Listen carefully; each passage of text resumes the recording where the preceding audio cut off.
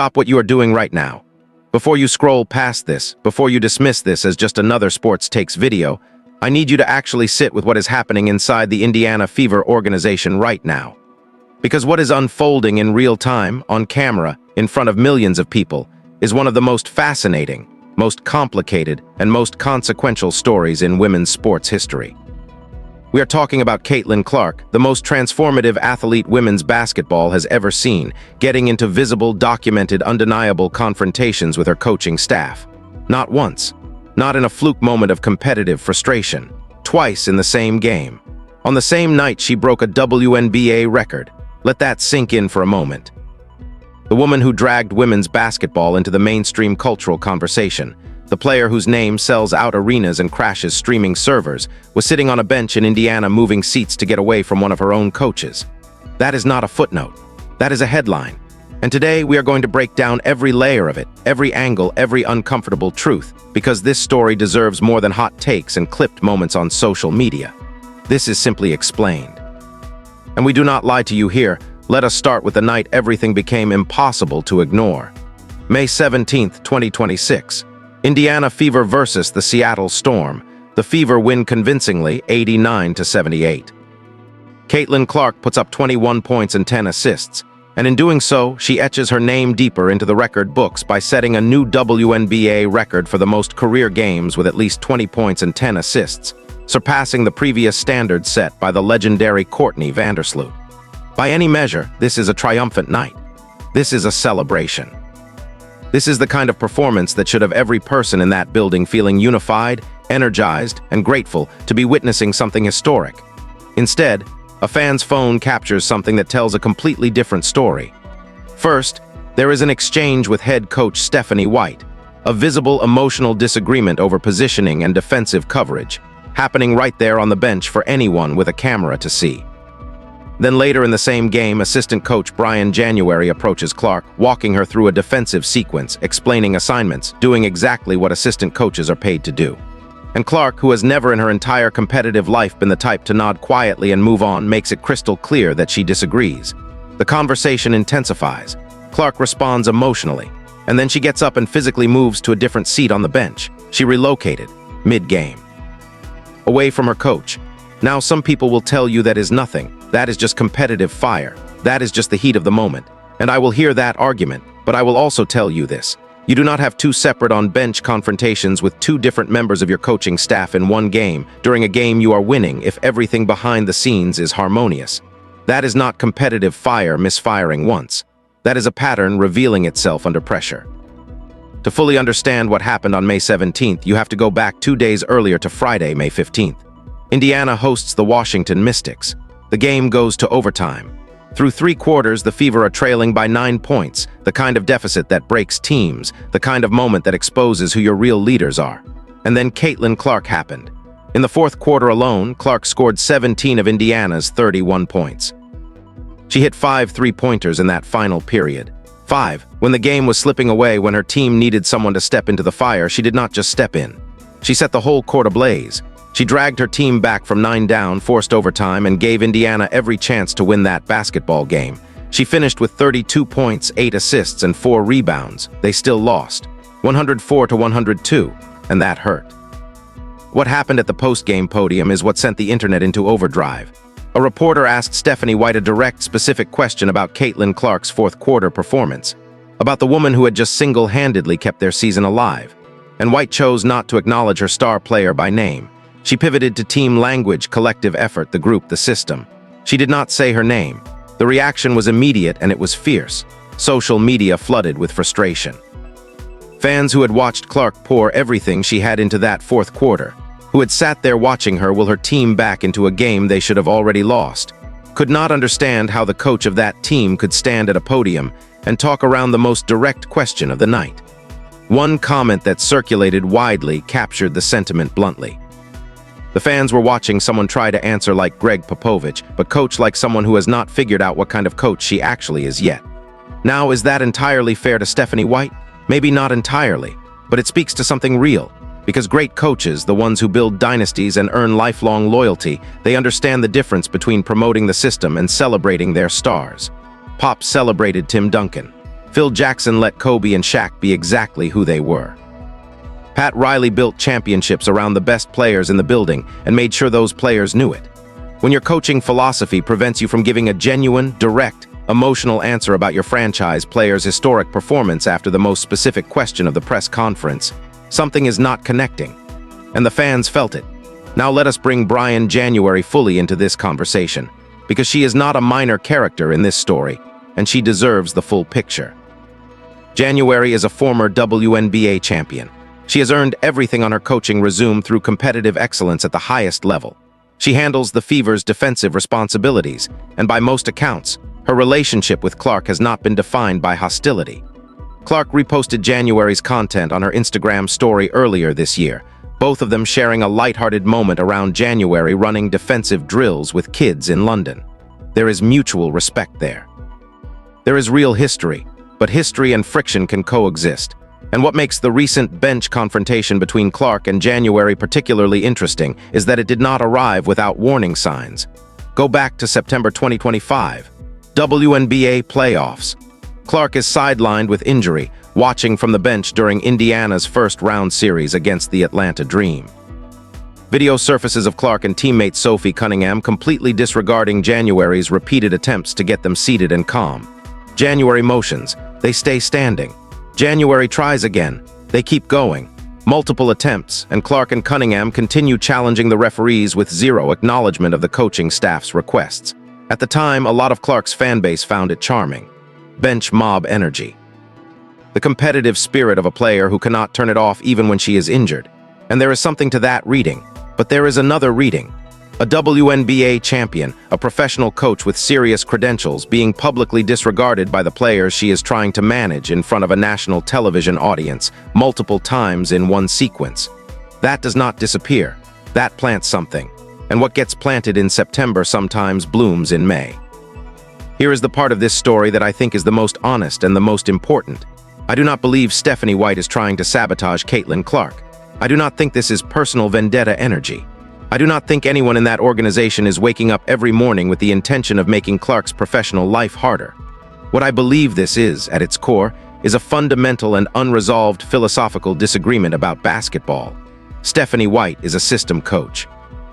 She believes in defensive principles, collective responsibility, spreading the floor, and the decision-making across the roster. Those are legitimate coaching values. They have produced results. In 2025, without Clark for the majority of the season, White led the Fever to 24 wins, the most regular season victories in franchise history. Indiana won the Commissioner's Cup. They made the semifinals. You cannot take that away from her. But Caitlyn Clark is not a system piece. She is not a complementary player who fits neatly into a predetermined structure. She is a generational offensive force whose greatest value to any basketball team comes when the ball is in her hands, when she is operating as the primary initiator, when the entire offensive architecture is designed around her historic shooting range, her vision, and her ability to make every player around her dramatically better. Those two realities, White's system-first philosophy and Clark's optimal role as the undisputed engine of everything, have been pulling against each other since White arrived. Clark herself acknowledged her exhaustion with the subject when reporters pressed her about playing off the ball during practice sessions this season. Her response was sharp and pointed. She made it clear she was tired of being asked the same question repeatedly, which tells you everything about how unresolved the internal conversation around this topic actually is. When your star player is visibly frustrated answering media questions about her role, it means the answers have not been provided behind closed doors to her satisfaction. Here is something that adds genuine complexity to this narrative, and I want to give it its proper context. Just 2 months before the May bench confrontations, Caitlyn Clark and Stephanie White were working together in Puerto Rico during the FIBA Women's World Cup qualifying tournament. Clark led Team USA to a perfect 5-0 record. She averaged 11.6 points per game and led the entire tournament with 6.4 assists per game. She was named Tournament MVP, and Stephanie White was right there on the sideline as an assistant coach on that same staff. They won. Together, Clark was extraordinary. White helped run the operation. So whatever dynamic exists between them inside the Indiana Fever is not simply about two people who cannot stand each other. It is something more nuanced than that. It is a coach-player relationship that contains genuine warmth in certain contexts and genuine friction in others. The warmth shows up when White draws a technical foul going at the referees, and Clark erupts on the bench with pure joy, completely lit up, loving her coach's competitive fire in that moment. The friction shows up when the defensive assignments feel wrong and the press conference answers feel evasive, and the philosophical differences between system and star become impossible to hide under the bright lights of the regular season. That complexity does not make the problem smaller. It actually makes it harder to solve, because you cannot just declare the relationship broken and move on. There are real threads connecting these two people, but those threads are being tested by a set of circumstances that neither of them fully controls.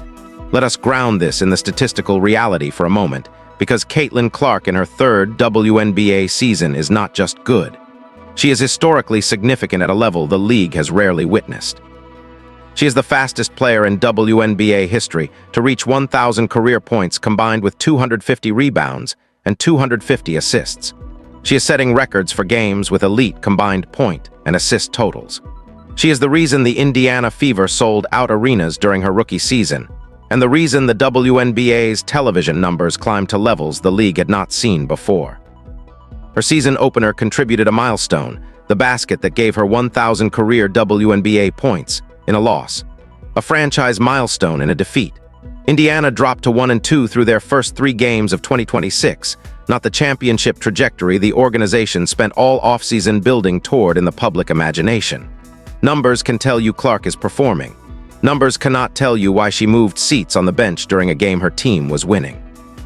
Numbers cannot capture the temperature of a high five that fans described as the most reluctant, most perfunctory, most frost-covered acknowledgement they had ever watched a player give a coach after hitting a signature shot. You feel what the numbers cannot measure. And right now, what people feel when they watch the Indiana Fever sideline is not a championship culture. It is a tension that has not been named out loud and therefore cannot be resolved. I'm not going to stand here and call for Stephanie White to be fired. I'm not going to tell Caitlyn Clark to demand a trade. Those are easy takes, and Street Hoops does not deal in easy takes. What I am going to say is this. The Indiana Fever organization, from the front office down to the coaching staff, needs to make a decision. A real decision. Not a diplomatic, both sides, everybody is doing great decision. A structural, philosophical, organizational commitment that Caitlyn Clark is the engine of this franchise and everything else.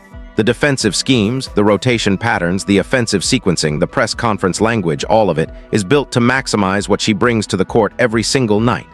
That commitment has not been made clearly, and until it is, the friction will keep surfacing. On the bench, at the podium, in viral clips that give the internet new material every 72 hours. Great coaches do not manage their best players. They liberate them. They build environments where excellence is the expectation and celebration is the instinct.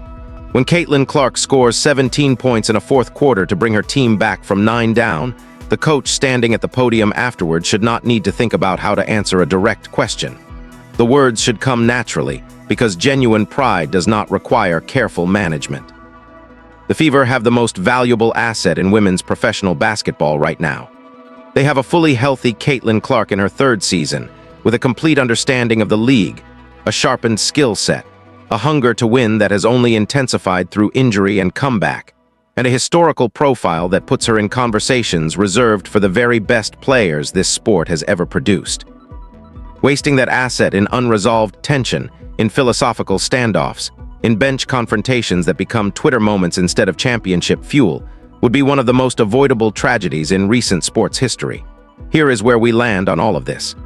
The Indiana Fever story in 2026 is not a simple story.